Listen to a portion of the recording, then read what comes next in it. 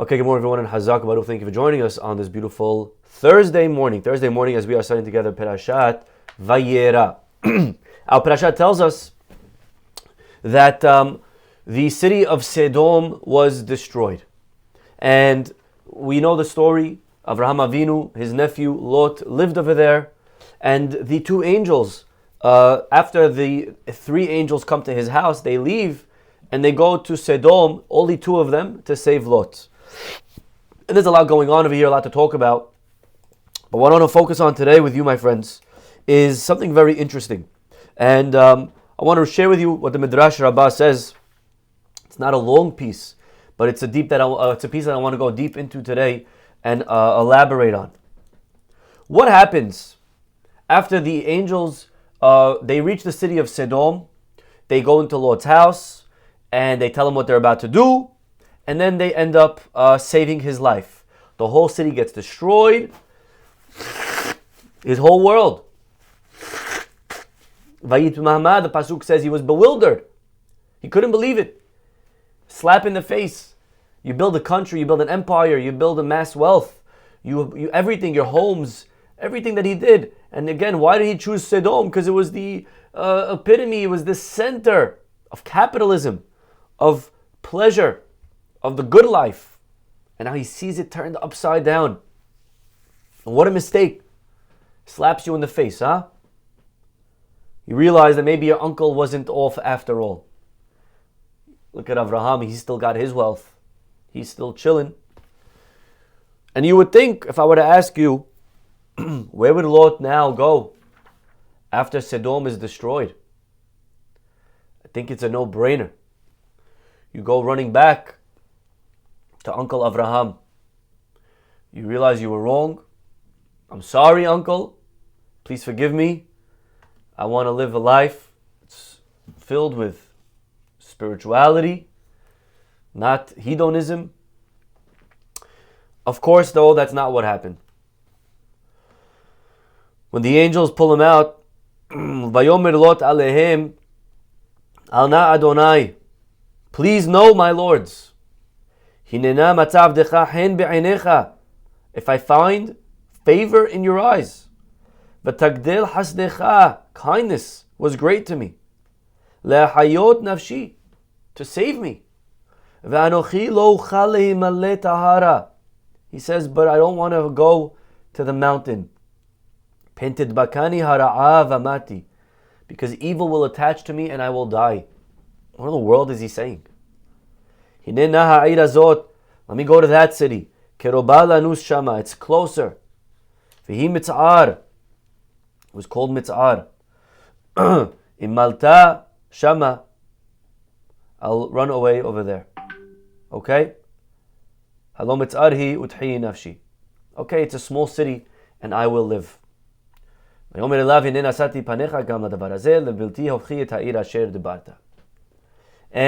this is very interesting. The angels, they pull Lot out of the city and they start directing him back to the mountain, back to Avraham. And what does Lot say? No, please. If I find favor in your eyes, don't send me back there. I'll go anywhere, just not back to Avraham. Let me go to the city of, to this place, to this small town, Mitz'ar, small place. And this needs understanding. And look at the Midrash has to say. Rabbi Berachia v'Rabbi Levi b'Shem Rabbi Hama bar Hanina. These two rabbis, they say the following. Shnei bnei Adam amru davar echad. There were two people who expressed the same idea. Lot v'Tzarfit. If you remember, when Eliyahu HaNavi passed through a certain city, the Navi tells us in the book of Kings, chapter 17, that there was a lady, that Tzarfit, that she hosted him. She allowed him to stay in her house. They both, says the Midrash, Lot and this Tzarfit said the same thing. What same thing did they say? Tzarfit Amra, Tzarfit said, Ad shelo bata etzli, haya hakadosh baruch hu ro'eh ma'asai u'ma'aseh anshe iri. She said to Elijah, he blessed her with a child, and then that child died. And when her child died, she said to Eliyahu, she said, I host you in my house, and I think I'm doing myself a chesed, I'm doing a mitzvah by hosting you, but it only led to bad. Why? She said, because before you came along, Eliyahu, I lived amongst regular people, and compared to regular people, I was a great person, and God judged me as such. All of a sudden you enter my life, Eliyahu, and now I'm compared to you, and compared to you I'm not so great, and you're only causing me problems here. Unbelievable.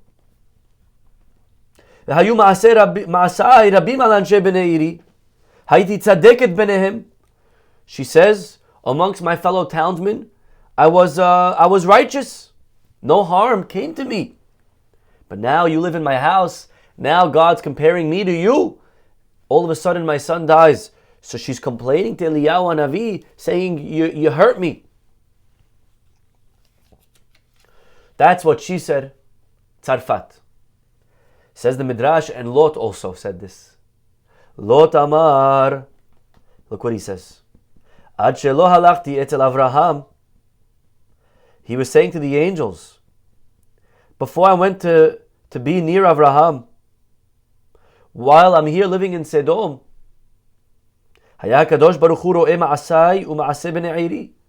God was comparing me to my people, Sodom.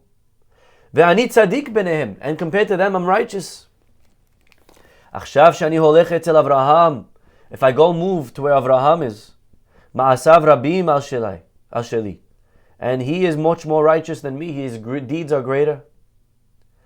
איני יכול לעמוד בנחלתו. I won't be able to survive amongst him.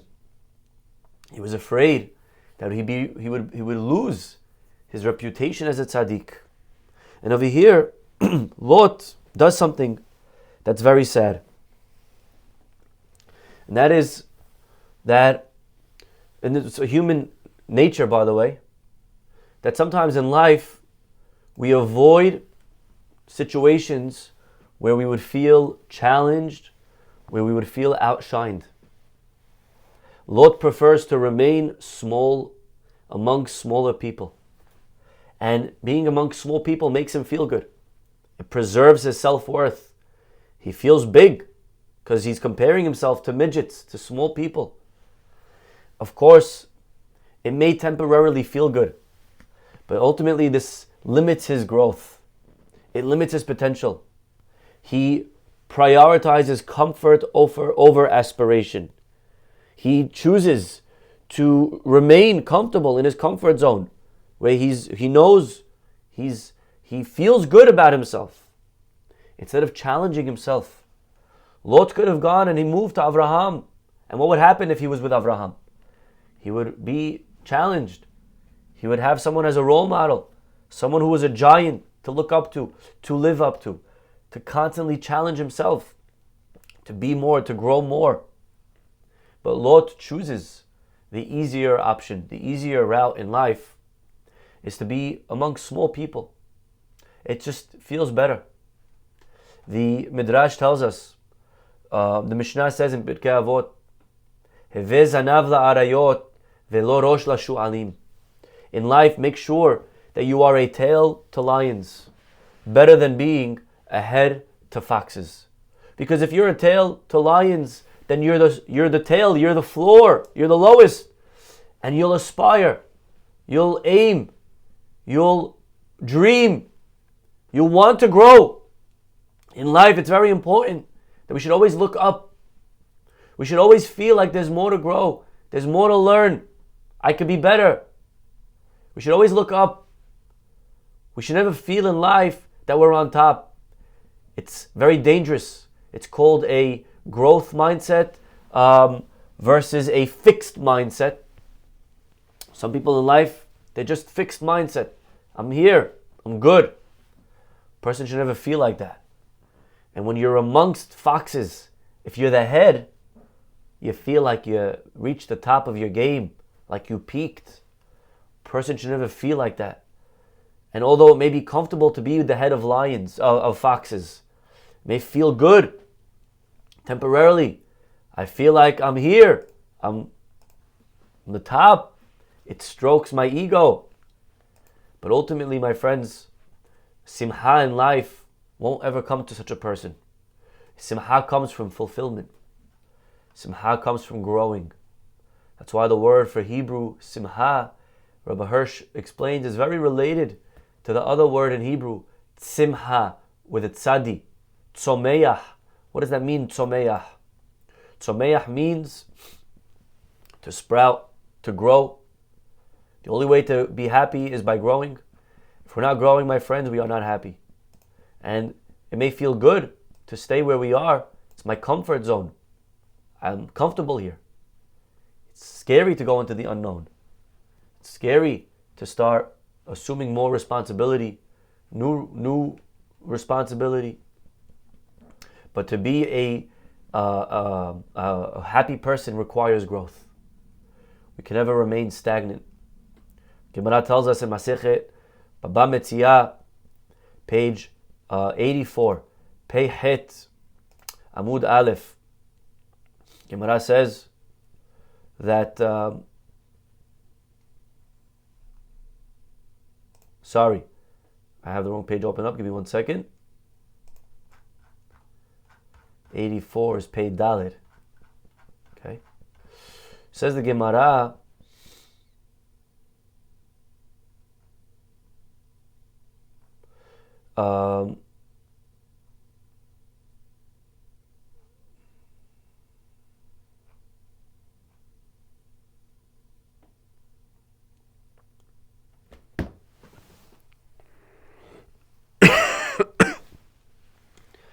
Gemara tells us that there was a great rabbi.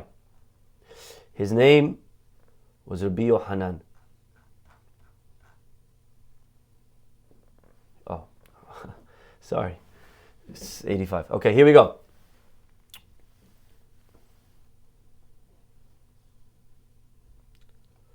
Gemara says,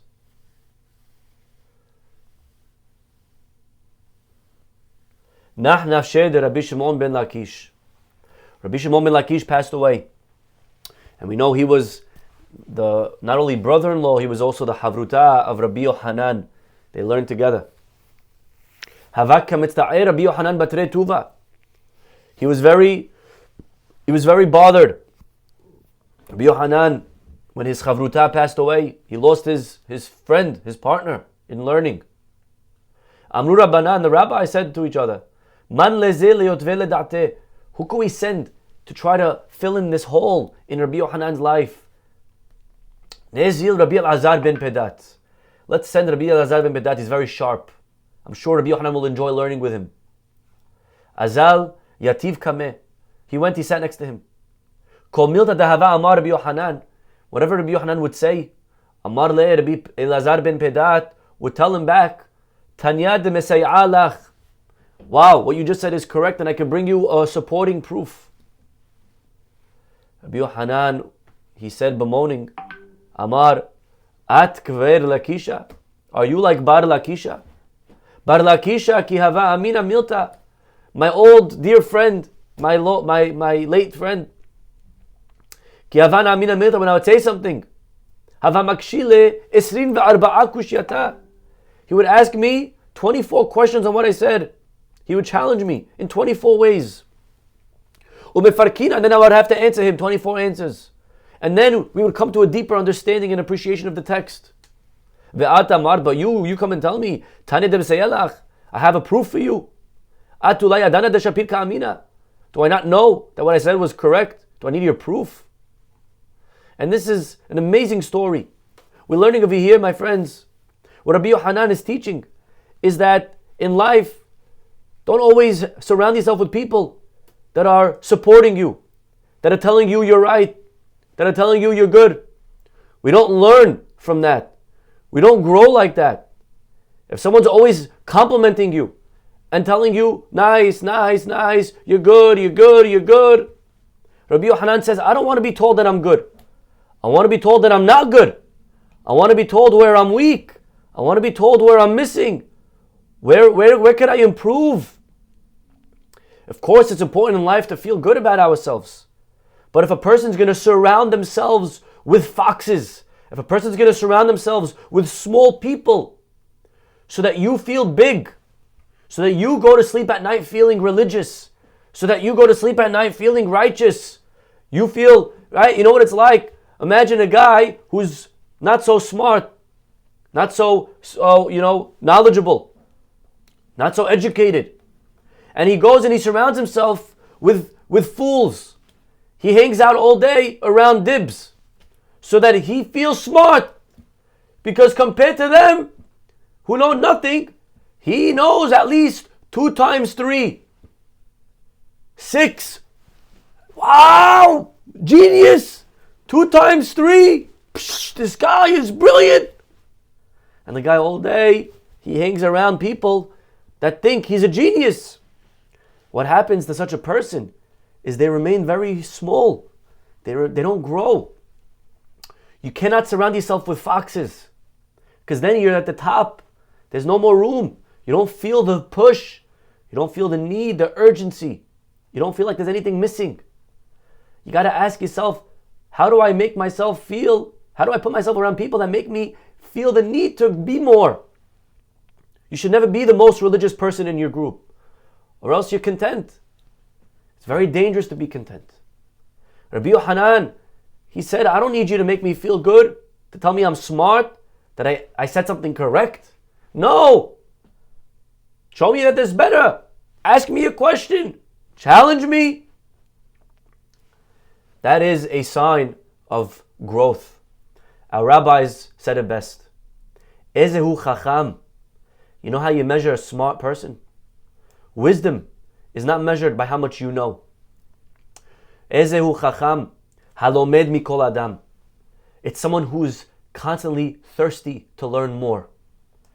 If you are very learned, but you stop learning, say too, I know enough, then you are on the decline. You are not a smart person. But if you know very little, but you understand that there's more to learn, I need to learn more, then you are on your way to becoming very wise. That's a chacham. A chacham is measured by his thirst. And so we have to make sure that we are surrounding ourselves in life with people that are greater than ourselves. If you are the top in your circle, that's a very dangerous thing, because there's no one else for you to learn from. This is in psychology, the concept of being a big fish in a small pond. How sometimes people preferred to be the most accomplished person in a group that's maybe less competitive, rather than becoming average in a more elite group. Again, temporarily, this boosts your self-esteem. But then you don't strive for greater accomplishments. In life, we need to be challenged. If you're in a yeshiva, after high school, you go to yeshiva in Israel, or you're in a school, and you're the top of your class, that's not the best thing. That means that maybe it's time for you to move to another school, because you feel good, you're happy, it leads to complacency. We need in life to strive, to realize there's more. A guy in a company feels like the best employee, but that could carry with it its risk. If a person is not seeking to grow, if a person is not ready to leave their comfort zone, and it's hard to leave the comfort zone. It's scary to go into the unknown. How many people prefer to stay single because of this? Marriage, scary. Scary, not because there's a mother-in-law, right? Marriage is a scary thing. Marriage means you got to start thinking of somebody else.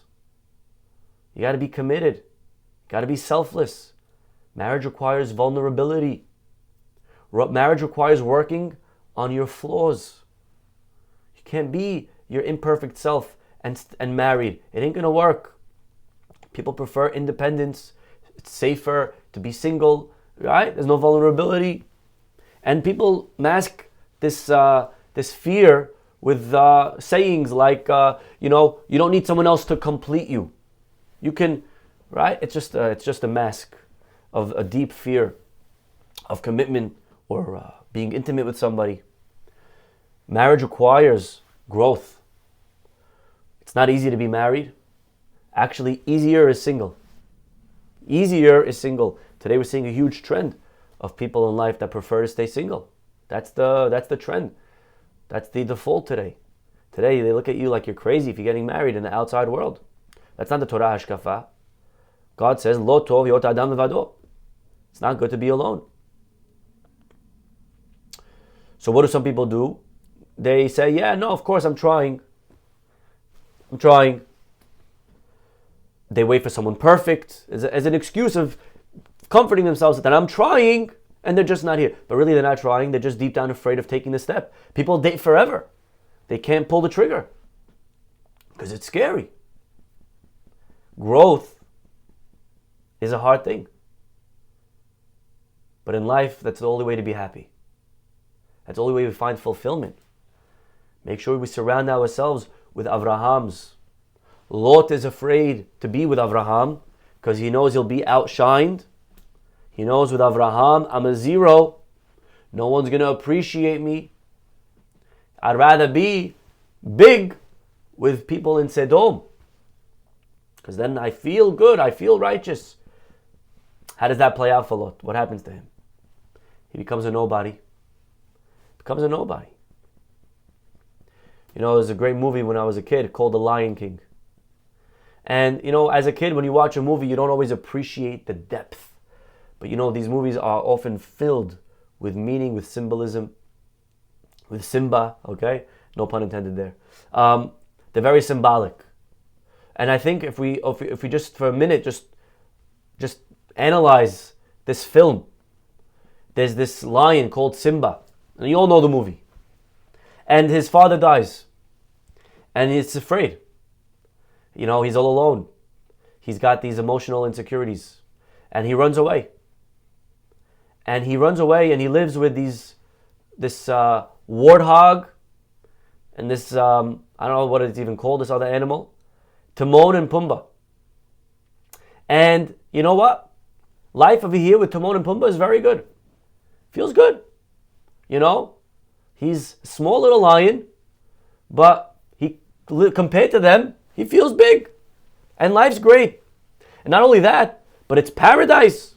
All good. You know, they're eating worms and they're living life and they're jumping in ponds. And not only that, but they start singing the song. You know the song. Hakuna Matata. What a wonderful phrase, right?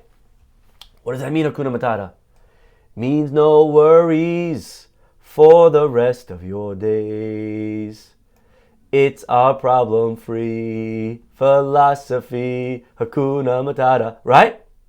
Hakuna Matata is a mentality of no responsibility. It's our problem-free philosophy. That's what it is. And he surrounds himself with these small people. And he feels great. But what happens to the world when you do that? What happens to the real civilization? It's chaos. Scar takes over. The world burns down. Evil fills up that void, that vacuum. And this lion Simba stays small. He doesn't become the leader that he was meant to be. He stays stagnant when he surrounds himself with Timon and Pumbaa. And the turning point comes when this other lion, the female lion, and Rafiki, I think that's his name, the monkey, they come and they say, Simba, you were not born to just be comfortable. That's not life. You could be more than this. You can be greater than this. You got to grab your place in the circle of life. And he's afraid. It's scary to go out into the real world. It's scary to face Scar. It's much nicer here with Timon and Pumbaa. Like it here. Chilling. Got, easy life. But that's not what living is. It's not about easy. It's about challenging yourself. It's about confronting your fears. It's about going out there, tackling, becoming bigger. Don't be a tail for foxes. Don't be a head for foxes. Go be a tail for lions. And so he does. And that's how the movie ends. He faces Scar and he defeats him. And, it's such a beautiful parable that to grow, we got to sometimes abandon Hakuna Matata. It's nice. It's nice. And today we have a lot of Hakuna Matatas. They're called escapes. And there's so many ways to escape today. Today we escape to a game. We escape to TV shows. We escape to work. We escape. Where we escape because it's just comfortable. And the real problems that we're facing in life, the real challenges, we avoid. We don't want to confront them. Life is about confronting them and growing, not around them, but through them, to grow through challenges. And this is what we learn from Lot. Lot reminds us to, in life, surround ourselves with people that are bigger than us, not smaller than us. Although maybe we may feel small because I'm not the biggest in the room, but it leads to my personal growth because I feel the need to do more. Now, there is another concept that sometimes in life you need to actually leave the lions that you're around in order for you yourself to shine. It's an interesting question, concept. They give a mashal to a flashlight. In the middle of the day, the flashlight, you can't see it. You got to go with the flashlight to the dark, and then the flashlight makes a difference. And this mashal could be sometimes how, we're the flashlight. And when you're around the suns, when you're around great people, you don't really shine. Your kocho, your strengths are not always maximized. You got to sometimes go to the dark in order to shine, in order to become great. And so it's a interesting, concept. It seems to contradict what we just spoke about. On the one hand, you're supposed to hang around bigger people. On the other hand, you don't really shine when you're around bigger people. You sometimes have to leave that habitat in order to shine. But the answer is there's no contradiction. It's all about timing. When you're in your formative stages of your life, you need to be among giants. That's your turn to learn. When you're learning, you got to learn. You have to grow. But once you've grown, at a certain point, your role may shift to now starting to teach. And that may mean that you have to leave the yeshiva. For sure, if I would have stayed in yeshiva, I would have grown and grown and grown and grown. But at a certain point, it's time to give back. And then you got to leave the yeshiva. You got to now go to a place of foxes to lift them to become lions. You got to go to a place of darkness to bring the light. So it's timing. It's when, not if. Sometimes you got to grow, and even when you're in that place of darkness, you have to have your little time, your little island, where you go back into being the tail of a lion. You got to find out somehow how you're going to keep growing, or else you stay comfortable. So timing is an important factor. Also, it matters the purpose, the reason. Why are you going? Are you going because of ego? Are you going because you're being overshadowed because you're not, no one appreciates you? Or are you going because you realize that I have a purpose? I'm not going to avoid challenge. I'm going because that's right now my purpose. That's okay. If the reason you're going is because you're afraid or because of your ego, that's a problem. You have to also self-assess. Sometimes we're not growing anymore when we're giants. Even being with giants, at a certain point you stagnate. You absorbed everything that you can over here. And maybe at that point it's a time to start leaving. It's time to start leading. Remember, in every relationship, you are either influencing or getting influenced in every relationship. Either you're pulling them or they're pulling you. Okay? You go out with friends for dinner. Either you're pulling them a little bit more religious, a little bit more to your values, to your views, or they're pulling you a little bit. Now, at a certain stage in your life, when you're still young, when you're still in the building years, you're not strong enough to pull. Often you're getting pulled. So you want to make sure in that stage of life that you're with lions that are pulling you up. If you're with foxes, they're going to pull you down.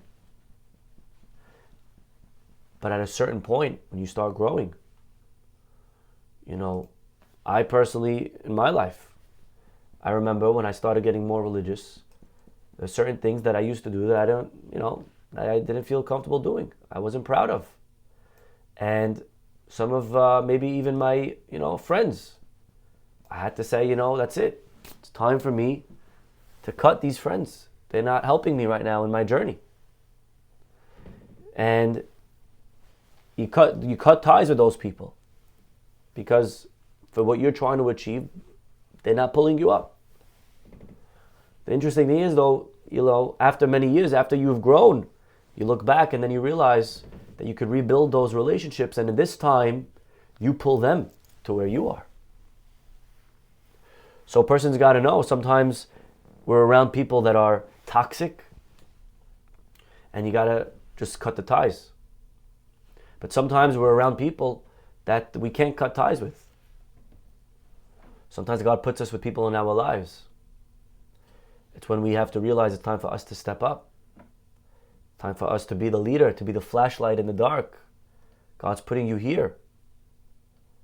Sometimes we find ourselves in places that we don't want to be. How did I end up here? How did I get stuck in this city?